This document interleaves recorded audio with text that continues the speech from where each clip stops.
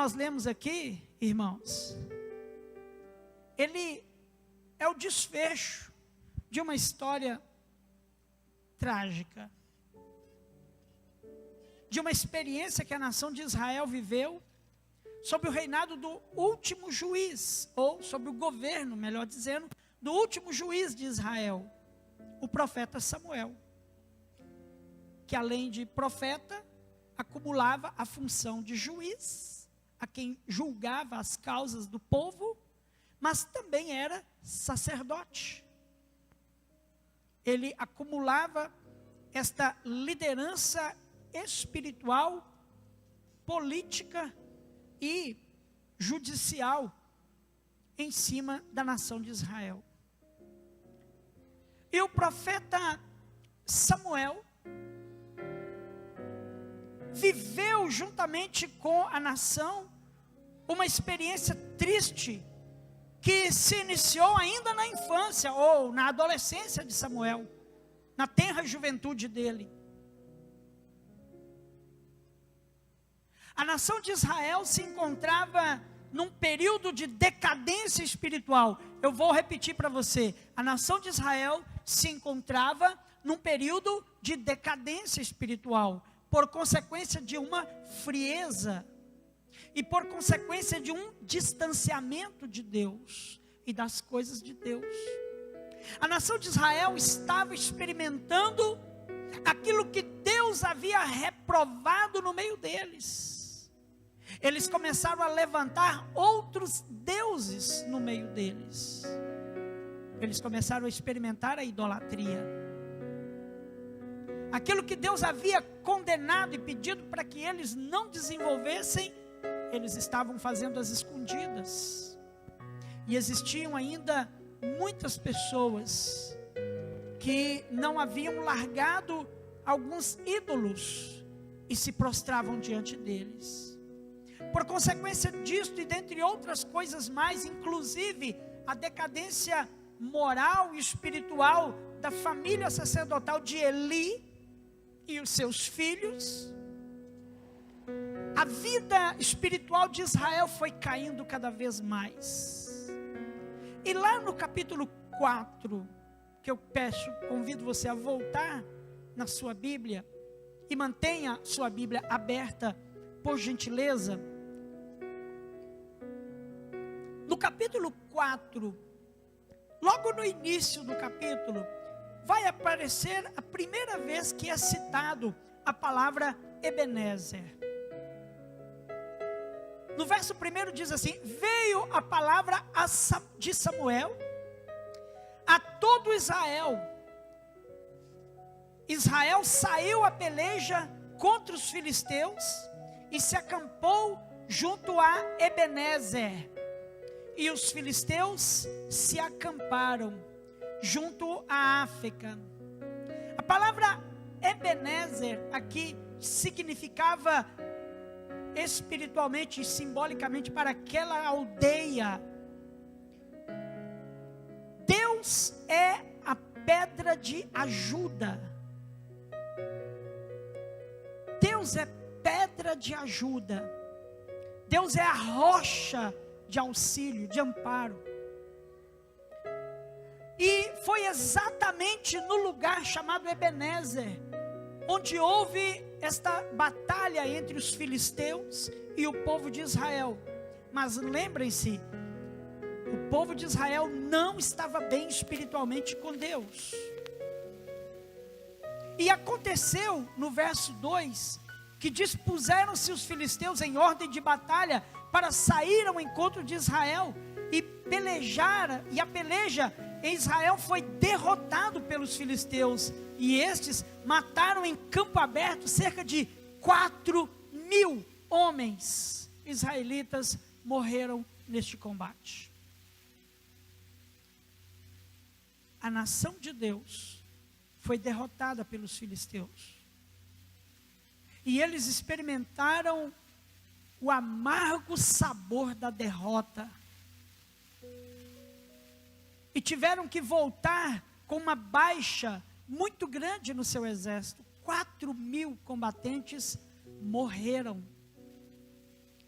E esta derrota, ela não representava apenas uma derrota política e de território, mas também desmascarava ou desnudava o estado espiritual daquele povo, que não obstante aos seus pecados, não se importando para ele, queriam viver uma vida de aparência com Deus, e foram para a guerra com uma vida aparente. E aqui eu quero abrir um parênteses, meu irmão, minha irmã, com as coisas de Deus, não dá para brincar de aparência. Com as coisas de Deus, ou é, ou não é. Não dá para fingir. Não dá para tampar o sol com a peneira. Não dá para fingir que é crente. Não dá para fingir que teme a Deus, ou fingir que está em comunhão com Ele. Porque Deus, no fundo e no íntimo do nosso ser, conhece os nossos corações. Ele me conhece, Ele te conhece, Ele nos conhece. Ele sabe se estamos na verdade ou não. Ele sabe quem somos. E Ele sabe por que fazemos determinadas coisas. E chega um momento que Deus não nos ajuda mais. Chega um momento que Ele nos deixa só para enfrentarmos as dificuldades da batalha, para entendermos que não dá para disfarçar. Ou você tem comunhão com Deus, ou você não tem. E existem momentos que nós passamos pelo amargo sabor da derrota, por brincarmos de comunhão com Deus. E aqui, no local que chamava Deus é a minha rocha de ajuda, Deus não ajudou o povo, e eles foram derrotados. E essa notícia, ela foi muito ruim, muito trágica. E o povo então se animou e disse assim: olha, eu acho que nós somos derrotados porque a arca da aliança de Deus não estava aqui conosco na batalha.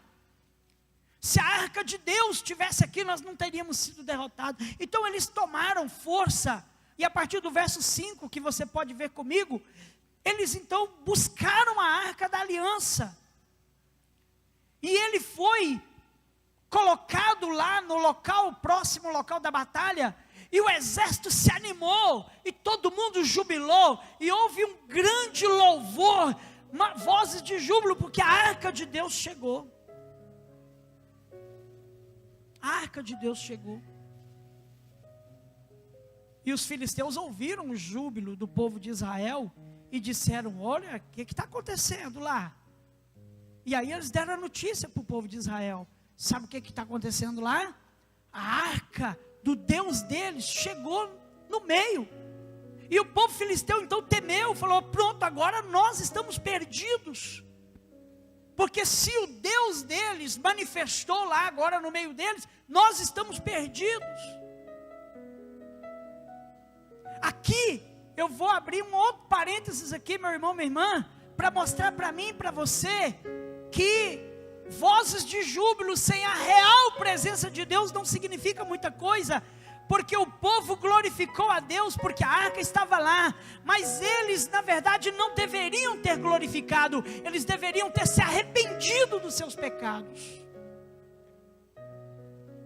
A primeira coisa que nós temos que fazer, querido irmão e irmã, quando nós percebemos que estamos entrando em luta, quando nós estamos entrando num vale, quando nós estamos passando por um problema, quando vamos enfrentar uma crise, quando vamos enfrentar uma dificuldade, quando as coisas não estão indo do jeito que a gente quer, quando as coisas estão acontecendo tudo o contrário que a gente esperava, a primeira coisa que nós temos que fazer, antes de reclamar, antes de correr para a igreja, antes de fazer qualquer coisa, é prostrar os nossos joelhos, é pôr a boca no pó e pedir perdão a Deus e se arrepender e dizer: onde eu falhei, Senhor? Primeira coisa que nós temos que fazer é nos humilharmos diante de Deus, nos jogarmos no pó e falar com Deus: Senhor, como disse Moisés, sem a tua presença não nos faça ir à batalha, mas a presença real do Senhor, porque não dá para fingir presença de Deus. Irmãos, nós podemos cantar aqui, de estrondar essas paredes, de quebrar essas vidraças, de tanto barulho que nós fizemos, mas se Deus não estiver aqui, milagre não acontece, transformação de vida não acontece, cura e perdão não acontece, porque barulho somente não atrai a presença de Deus, mas coração quebrantado, coração arrependido, coração compungido, isso atrai o favor de Deus, isso atrai. Mas não, eles trouxeram a arca, fizeram uma festa e acharam que estava tudo resolvido com Deus. Gente, vamos fazer uma festa que a gente reconcilia com Deus. Traz a arca, a gente faz uma festa e Deus vai gostar da gente.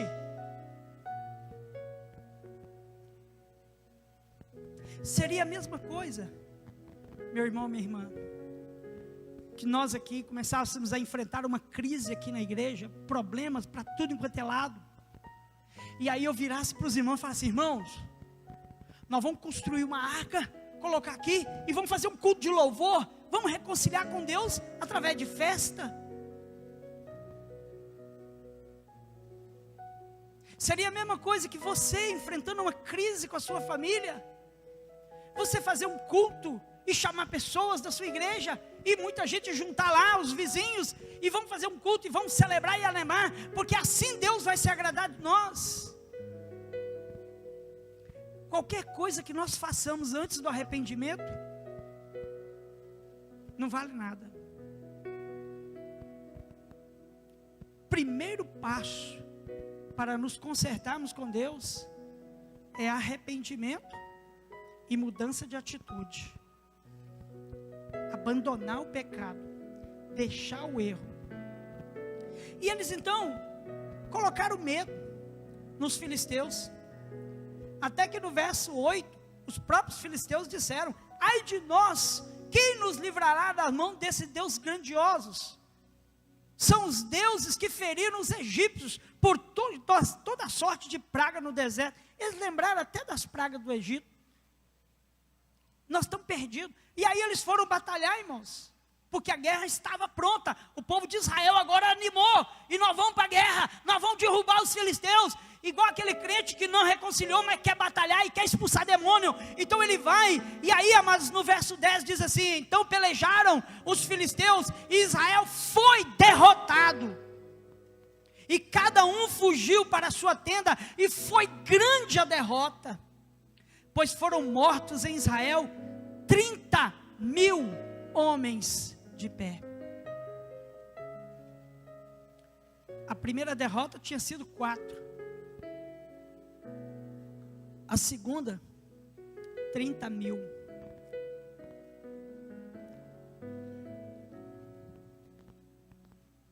As consequências de tentar maquiar as coisas com Deus. Olha aí no verso 11. 3 consequências graves. Acompanha comigo, irmão. Abra sua Bíblia. Veja. A palavra é viva. Ela salta da Bíblia para o seu coração. Olha o que diz aí, verso 11. Primeiro, os filisteus tomaram a arca de Deus. A arca que representava a glória de Deus, o poder de Deus, a aliança de Deus com o homem, fora tomada pelos filisteus. Isso era a maior expressão de vergonha e derrota para o povo de Deus. Segundo, ainda no verso 11, e mortos os 2 filhos do sacerdote Eli, Ofni e Finéias. Os 2 filhos do sacerdote Ofni e Finéias morreram nessa batalha. Foram mortos 30.000. Foi tomado a arca, e os filhos do sacerdote morreram pela espada dos filisteus. E não parou por aí não. A derrota foi tão grande que o moço foi levar a notícia para o sacerdote Eli. Continua lendo comigo aí. No verso 15, Eli, o sacerdote, ele já era de idade, ele tinha 98 anos de idade. E ele já nem enxergava direito, um pouco mais. Mas o homem chegou e contou a notícia. Verso 16. Eu sou o que saí das fileiras e delas fugi hoje mesmo. E Eli perguntou, o que aconteceu lá, meu filho? Conta. E o menino respondeu, Israel fugiu de diante dos filisteus, houve grande morticínio entre o povo, e também os teus 2 filhos, Ofni e Finéias, foram mortos, e a arca de Deus foi tomada. Quando ele recebeu a notícia, ele ficou tão impactado com aquela notícia ruim, que o texto diz, irmãos, no verso 18, que ele caiu com a cadeira para trás, junto ao portão, e quebrou o pescoço e morreu, porque era já homem velho e pesado. Quarta tragédia de fingir comunhão com Deus. O sacerdote morre do próprio tombo. Mas ainda não parou por aí não. No verso 19, a nora, esposa de Finéias, nora do sacerdote, que ia ter um netinho, ela estava grávida, próxima dos dias do parto. Quando ela ouve essa notícia, sobre a arca de Deus havia sido levada, e que o sogro morreu, e que o seu marido também morreu, ela encurvou-se de tanta dor, de tanta notícia ruim, que ela deu à luz ali, por consequência das dores de parto que lhe sobreveio naquele momento. Existem momentos, irmãos, que as notícias ruins são tantas, que é como se fosse um dominó, uma peça derruba a outra, que derruba a outra, que derruba a outra, que derruba a outra. Se houve uma notícia ruim aqui, daqui a pouco outra ali, outra lá. E quando as parteiras, ela estava morrendo, e as parteiras avisam para ela, olha, fica tranquilo, o seu filho nasceu bem. Ela não se importou para o filho. No verso 21, ela deu o nome do filho para Icabor, que significa, foi-se a glória de Israel, porque a arca de Deus havia sido tomada, o seu sogro havia morrido, e o seu esposo também. Foi-se a glória de Deus, verso 22, pois foi tomada a arca de Deus.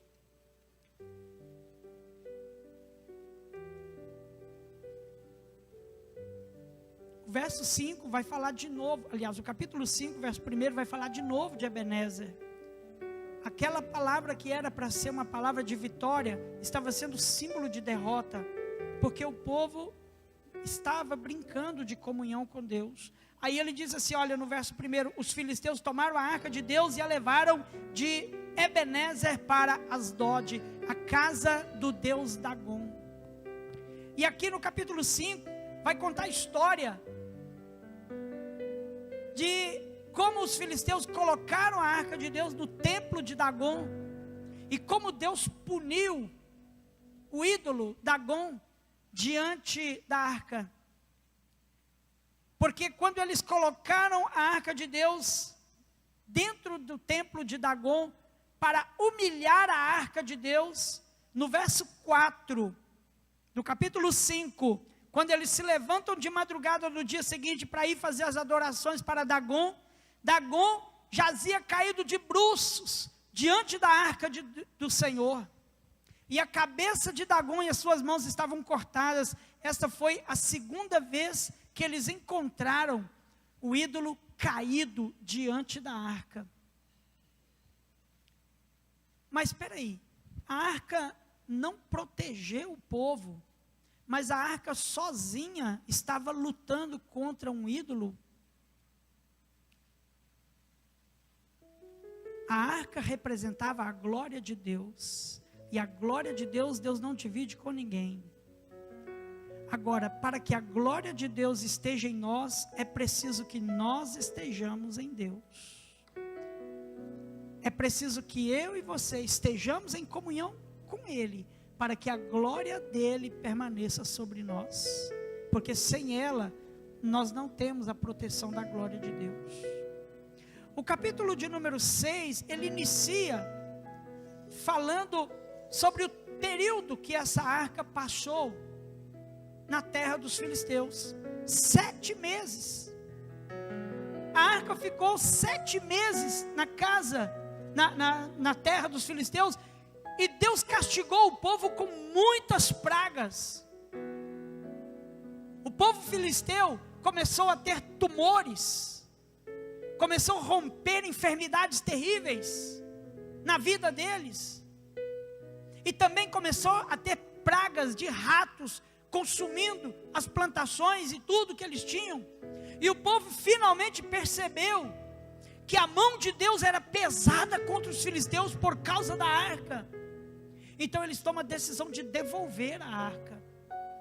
E ali no verso 4 do capítulo 6, eles não só devolveram, mas eles reconheceram que pecaram. Presta bem atenção no que está acontecendo aqui. O povo ímpio, que não servia a Deus, eles, quando viram o que a arca estava fazendo com a nação, eles reconheceram o poder de Deus e se arrependeram e tomaram a decisão de devolver a arca. Não precisou de uma batalha para ir lá tomar. A arca lutou sozinha. E eles então devolveram a arca, mas no verso 4 eles disseram: nós não vamos devolvê-la sozinho, nós vamos dar uma oferta pelo nosso pecado. E eles decidiram dar uma oferta para que Deus pudesse perdoar os pecados deles e curar a terra dos filisteus. Olha para você ver que o povo filisteu reconheceu a glória de Deus e entendeu que tinham pecado contra Deus, e eles então decidiram arrepender deste erro, devolvendo a arca de Deus e ainda entregando uma oferta pelo pecado, para que Deus pudesse curá-los. E aí eles decidiram lá, você pode ler depois com calma aí, quais foram as ofertas pelo pecado, e eles decidiram e devolveram a arca como oferta pelo pecado, e Deus cessou a praga deles. Deus cessou a praga. E aí, meus amados, eu quero pular com você lá para o capítulo 7. O verso 2 nos conta que a arca foi devolvida. Mas Deus determinou um tempo para que aquele povo ficasse, de certa forma, pagando pelos seus erros. No verso 2 diz assim, olha: sucedeu que, desde aquele dia, a arca ficou em Kiriat Jearim, e tantos dias se passaram que chegaram a 20 anos. E toda a casa de Israel dirigia lamentações ao Senhor. Você sabe o que está escrito aqui? O que está escrito aqui, irmãos, é que Deus castigou o povo durante 20 anos, pelo erro que eles cometeram. E durante 20 anos eles não tiveram cânticos de júbilo. Durante 20 anos eles não celebraram. Toda vez que eles iam cantar alguma coisa, eles clamavam e lamentavam as suas falhas e os seus erros. Aqui fica uma pergunta para mim e para você. Quantos anos você está sofrendo? Ou quantos meses você sofreu em 2021? A questão aqui, meus irmãos, é que nós às vezes pensamos assim: ah, mas Deus não pode deixar eu sofrer 2 semanas. Deus não pode deixar eu sofrer 1 ano. Ah não, mas já são 2 anos de sofrimento. Vocês lembram quantos anos o povo de Israel clamou no Egito por libertação? Vocês lembram? Quem lembra quantos anos foi? Quem falou 420?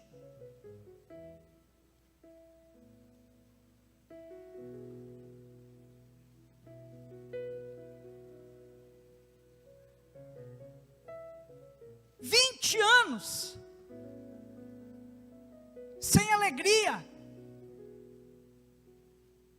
20 anos, irmãos, porque fizeram um júbilo de mentira, só para tentar enganar os inimigos e tentar passar uma conversa em Deus. E aí, queridos, no verso 3, Deus levanta Samuel novamente. Samuel então convocou toda a casa, toda a nação de Israel, e disse assim: olha, se é de todo o vosso coração que voltais ao Senhor, tirai dentre vós os deuses estranhos, e os astarotes, e preparai o coração ao Senhor, e servi a Ele só, e Ele vos livrará das mãos dos filisteus. Veja bem, 20 anos sofrendo, mas eles não se apartavam do seu pecado. Com todo o sofrimento, com toda a dificuldade, mas a pessoa não largava a idolatria, não largava o seu pecado, não convertia totalmente. Aí então Samuel se levanta como profeta da nação e diz: vocês têm que se converter a Deus, é de todo o coração, então tira todo ídolo do seu meio, e aí então Deus vai perdoar nosso pecado e nos livrar. E aí no verso 4, olha aí, lê no verso 4, capítulo 7, então, 20 anos depois, os filhos de Israel tiraram dentre si os Baalins e os Astarotes e serviram só ao Senhor. Aleluia. Ah, meu Deus do céu. Parece que tem pessoas que os anos de sofrimento não é suficiente para pessoas arrepender e largar o pecado e abandonar a prática errada e mudar de vida. Tem que continuar sofrendo, mas Deus levanta Samuel e diz: converte de todo o seu coração. Não adianta você gostar de Deus, não adianta você ter simpatia pelas coisas de Deus, não adianta você gostar de estar no meio do povo de Deus. Você tem que mudar o seu coração totalmente para Deus. Aleluia. Totalmente. E aí, irmãos, profeta Samuel, no verso 5, você está aí comigo? Olha o verso 5. Ele virou para o povo e falou assim: olha, congregai todo o povo na cidade de Mispa, e lá eu vou orar por vocês. Sabe o que é congregar? Congregar é isso aqui, ó. Vamos nos encontrar, vamos nos reunir, para juntos buscarmos a Deus.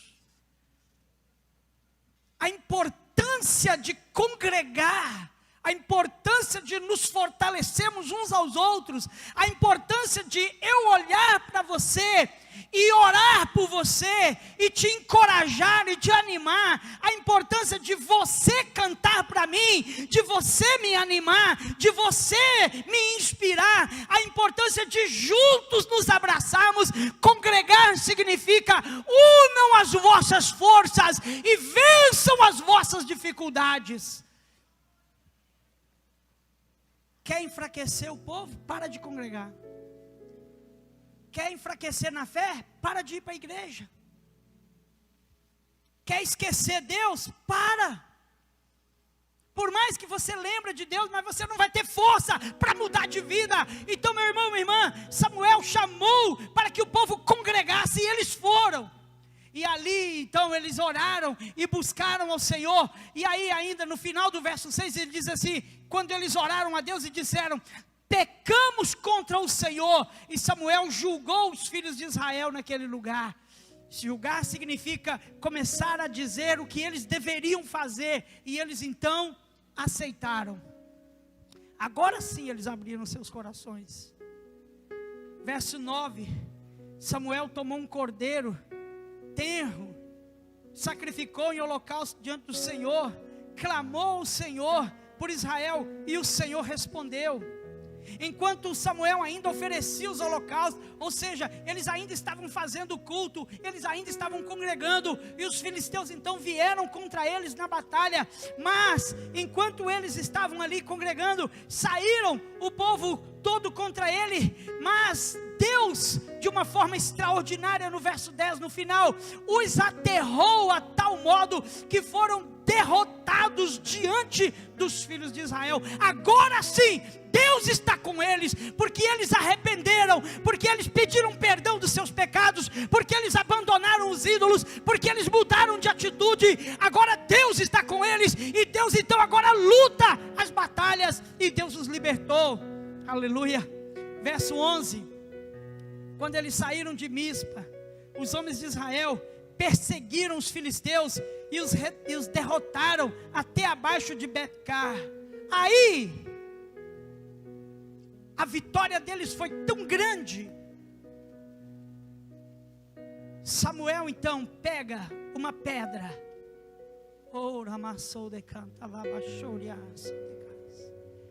Samuel pega uma pedra, irmãos, coloca ali naquele lugar e fala: agora sim, aqui é Ebenezer. Deus até aqui nos ajudou, Deus está conosco, Ele é a rocha que ajuda, Ele é a rocha de gratidão, Ele é a rocha de auxílio. Deus é Deus e está conosco, aleluia. Ebenezer, até aqui nos ajudou o Senhor. Assim os filisteus foram abatidos, e o povo de Israel se converteu de todo o seu coração, aleluia. Ah, meus irmãos, você pode virar para mim e falar assim: pastor, eu estou livre, sabe por quê? Porque eu não tenho nenhuma estatuazinha, nem um ídolozinho lá em casa. O problema, irmãos, é que hoje em dia nós construímos outros tipos de ídolos, e construímos outros tipos de altares, que tomam o lugar de Deus na nossa vida. Qualquer coisa que me tira da presença de Deus é o meu ídolo. Se eu tenho um pecado que eu gosto dele, eu cuido dele, eu escondo ele e falo: não, eu não quero viver sem isso. Deus fica depois, isso aqui me impede de estar com Deus, mas eu não dou conta de viver sem isso. Então esse é seu ídolo. Enquanto você não deixar isso para viver Deus, não adianta. Existem ídolos modernos hoje, que não estão em altares, e você não acende vela para eles. Mas existem ídolos hoje que estão sentados no seu coração, faz parte dos nossos valores, e isso nos impede de servir a Deus totalmente. Que nós possamos fazer como Jeremias nos ensina. Eu quero te convidar para concluir essa palavra, ir comigo lá para Jeremias 29, a partir do verso 11, que diz assim, quando Deus diz: eu é que sei os pensamentos que tenho de vós, a vosso respeito, diz o Senhor, pensamentos de paz e não de mal. Ou seja, os pensamentos de Deus para mim e para você são sempre pensamentos bons.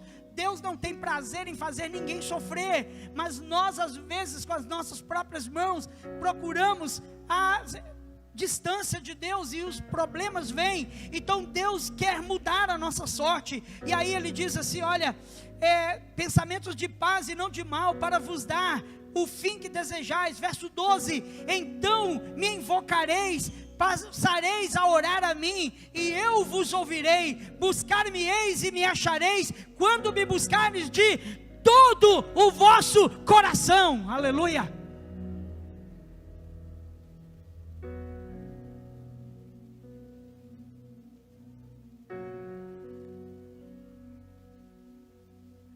Nós encontraremos Deus de verdade quando nós o buscar de todo o coração. Enquanto o nosso coração estiver dividido, Deus e algumas coisas, Deus e a minha vida, o meu dinheiro, a minha fama, a minha glória e qualquer outra coisa, eu preciso me entregar de todo o coração e adorar ao Senhor acima de todas as coisas. então eu encontrarei o Senhor. E Ele vai me ajudar em todos os meus caminhos. E eu vou poder dizer: Ebenezer, até aqui o Senhor me ajudou. Aleluia. Meu irmão, minha irmã, o que você espera para o próximo ano? Se eu for perguntar aqui, eu sei mais ou menos quais são as respostas. Ah, pastor, eu desejo um ano de paz, saúde, né? Que Deus nos livre de todos os males aí, de enfermidades e tudo. Muita paz, prosperidade, né? Muitos irmãos, amigos, a família reconciliada, que haja emprego para todo mundo, as crianças crescendo bem, os casamentos bem. Então, no modo geral, a gente pede isso. Quem é que pede luta? Quem é que pede luta? Ah, pastor, o ano que vem eu gostaria de enfrentar algumas lutas diferentes que eu nunca enfrentei. Eu gostaria de passar por umas dificuldades aí, umas crises, só para me conhecer. Quem é que pede isso? Ninguém.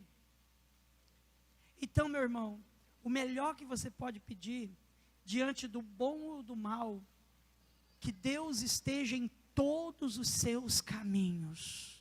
Que Deus esteja com você todos os dias da sua vida.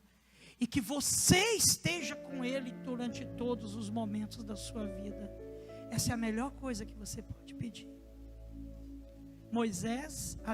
Samuel erigiu uma pedra e disse: Ebenezer, até aqui nos ajudou o Senhor. Sabe quem é essa pedra? Nós hoje? Jesus Cristo de Nazaré. Ele é a pedra angular. Coloque esta pedra chamada Jesus Cristo no centro da sua vida. Não é na beirada não, e nem no cantinho que dá para você acessar o dia que dá certo. Coloque esta pedra chamada Jesus no centro da sua vida e diga para Ele: o Senhor governa, o Senhor reina, o Senhor manda. Então, Senhor, a Ti seja toda a honra, toda a glória e todo o louvor. Então você vai ver que Jesus Cristo vai estar com você em todos os dias da sua vida. Você pode ficar de pé comigo em nome de Jesus?